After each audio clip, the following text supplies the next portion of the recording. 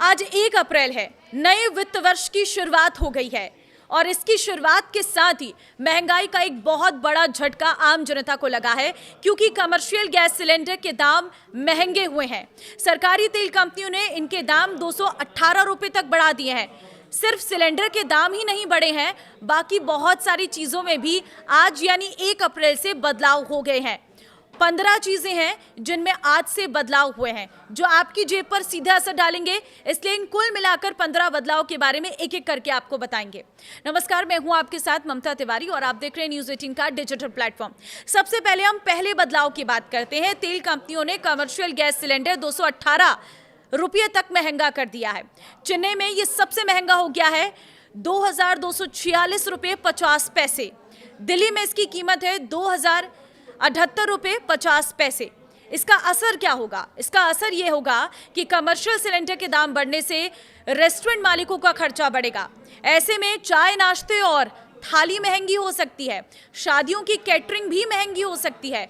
घरेलू सिलेंडरों के दामों में कोई बदलाव नहीं हुआ है, तो घरेलू सिलेंडर के दाम अभी भी 910 रुपये ही हैं जिसमें आप इन सिलेंडर को खरीद सकते हैं।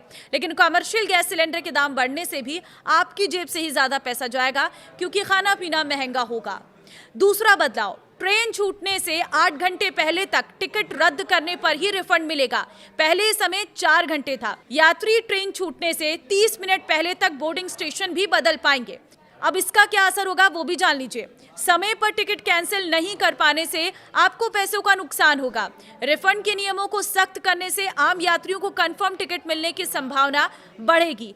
तो पॉजिटिव चीजें भी हैं, नेगेटिव भी है, क्योंकि पैसा चला जाएगा तो आपको दोबारा से टिकट लेने पड़ेंगे, रिफंड नहीं मिल पाएगा अगर आपने ध्यान नहीं दिया तो। दूसरी तरफ अगर आपकी कोई टिकट कंफर्म नहीं हुई है तो संभावनाएं आपके लिए बढ़ जाएंगी। अब तीसरी चीज है फास्टैग एनुअल पास। इसमें बदलाव क्या हुआ है? आज से फास्टैग का एनुअल पास रिन्यू कराने पर आपको अपनी जेब से और ज़्यादा पैसे देने पड़ेंगे। NHAI ने एनुअल पास की कीमतों में 2.5% की बढ़ोतरी की है, यानी कि 75 रुपये बढ़ा दिए गए हैं। 3000 का ये पास अब 3075 रुपये में आपको मिलेगा। इसका असर क्या होगा वो भी जान लीजिए। सालाना पास के लिए 3000 रुपये की जगह 3075 रुपये चुकाने होंगे।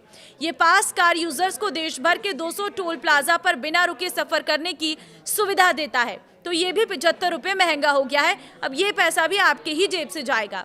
चौथी चीज, टोल पर नो कैश। इससे क्या होगा? आज से सभी टोल प्लाजा पर कैश ट्रांजैक्शन पूरी तरह से बंद कर दिया गया है। टोल टैक्स का पेमेंट केवल फास्टैग या UPI जैसे डिजिटल माध्यमों से ही हो सकेगा।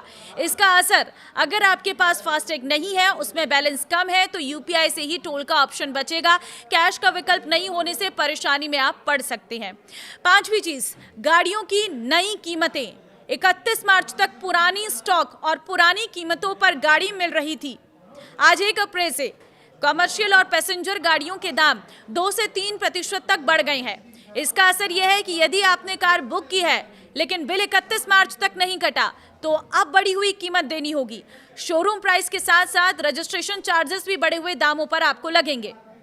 अब दूसरी चीज कैटेगरी में आ जाते हैं, टैक्स, बैंकिंग और बाजार में। तो छठी चीज यह है कि असेसमेंट ईयर खत्म, अब सिर्फ टैक्स ईयर। बदलाव ये हुआ है कि आज से नया इनकम टैक्स एक्ट 2025 लागू हो गया है। अब फाइनेंशियल ईयर और असेसमेंट ईयर के बजाय सिर्फ टैक्स ईयर जैसे शब्दों का इस्तेमाल होगा। इसका असर ये पड़ेगा, इससे टैक्स पेयर्स के बीच की उलझन खत्म होगी। आपने 2024-25 में पैसा कमाया तो जुलाई 2025 में उसका टैक्स भरते थे। इसे AY एनुअल ईयर 2025-26 कहा जाता था। एक ही कमाई के लिए 2 अलग अलग सालों के नाम सुनकर कंफ्यूजन होता था। सातवीं चीज ये है कि रिवाइज्ड रिजीम के तहत फाइलिंग। बदलाव ये हुआ है कि 2025 में सरकार ने नई टैक्स रिजीम के टैक्स स्लैब में बदलाव किया था। 1 अप्रैल 2025 से लागू हो गया है। इस साल इस बदलाव के साथ रिटर्न फाइल कर पाएंगे। इसका असर क्या होगा? सैलरीड पर्सन की सेक्शन 87A के तहत 12.75 लाख रुपए तक की इनकम टैक्स फ्री है। अन्य लोग 12 लाख तक की इनकम पर टैक्स छूट पा सकते हैं। 8वें बदलाव की तरफ बढ़ते हैं। फॉर्म 16 की जगह अब नया फॉर्म 130 और 131। बदलाव यह है कि टीडीएस कटौती के सबूत के लिए फॉर्म 16 और अन्य आय के लिए 16A दिया जाता था। अब इन फॉर्म्स का फॉर्मेट बदलकर फॉर्म 130 और फॉर्म 131 कर दिया गया है। इसका असर यह है कि जब जून जुलाई में रिटर्न भरेंगे तो इन फॉर्म्स में टैक्स कैलकुलेशन और छूट का ब्यौरा पहले से ज्यादा डिटेल में होगा। इससे आईटीआर भरने में गलती की गुंजाइश कम होगी। नवा बदलाव, एचआरए टैक्स छूट लेने के नियम बदले हैं। बदलाव यह है कि एचआरए पर टैक्स छूट लेने वाले कर्मचारियों को अब रेंट रसीद जमा करनी होगी। अगर सालाना किराया 1 लाख रुपए से अधिक है तो मकान मालिक का पैन देना अनिवार्य होगा। अब दिल्ली, मुंबई, कोलकाता और चेन्नई के अलावा बेंगलुरु, हैदराबाद, पुणे और अहमदाबाद को भी 50% टैक्स छूट वाली कैटेगरी में शामिल कर दिया गया है। इसका असर ये होगा कि इन 8 शहरों में रहने वाले कर्मचारी अब अपनी बेसिक सैलरी के 50% हिस्से पर टैक्स छूट ले सकेंगे, जिससे उनकी इन हैंड सैलरी बढ़ेगी। वहीं अब टैक्स विभाग रसीद और मकान मालिक के टैक्स रिकॉर्ड का मिलान करेगा। पकड़े जाने पर जुर्माना लग सकता है। 10वां बदलाव है PNB ATM cash limit. Punjab national bank के क्लासिक डेबिट कार्ड से एक दिन में अधिकतम 25,000 निकाल सकेंगे। प्लेटिनियम कार्ड से एक दिन की लिमिट 50,000 होगी। इसका असर यदि आपकी जरूरत इससे ज्यादा है तो आपको बैंक जाना होगा, चेकबुक या विड्रॉल फॉर्म का सहारा लेना होगा। ये फैसला फ्रॉड को रोकने के लिए किया गया है। 11वां बदलाव, F&O ट्रेडिंग पर STT बढ़ा है। सरकार ने बजट में F&O मार्केट में सट्टेबाजी कम करने के लिए टैक्स की दरें बढ़ाने का ऐलान किया था। फ्यूचर्स की बिक्री पर अब 0.02% की जगह 0.05% टैक्स लगेगा।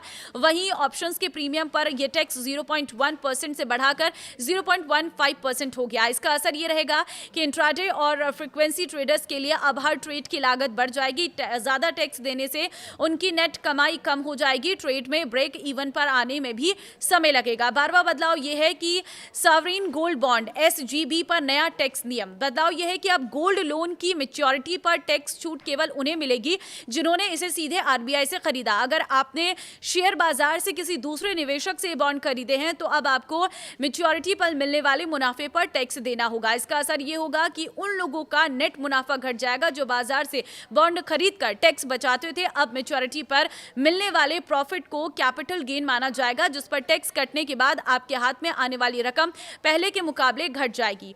13वां बदलाव, बेसिक पे अब कुल सीटीसी का 50%।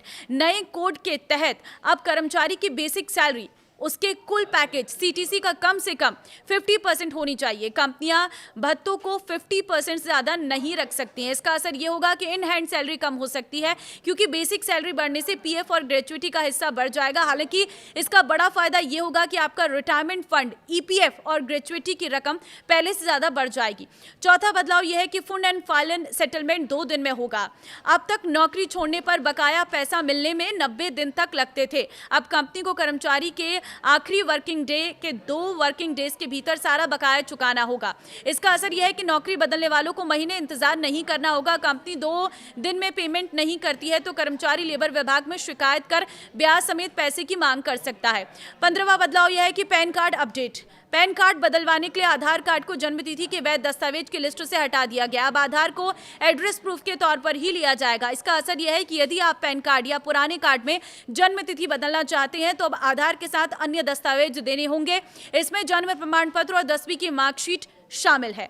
तो ये है वो 15 बदलाव जो आज से होने जा रहे हैं, जो सीधे तौर पर आपके आम जनजीवन से जुड़े हुए हैं और आपके जेब से जुड़े हुए हैं। तो इस वीडियो को शेयर कर देना सभी लोगों के साथ, ताकि हर किसी को पता चल सके कि आज यानी 1 अप्रैल से ये 15 बदलाव हुए हैं। नमस्कार।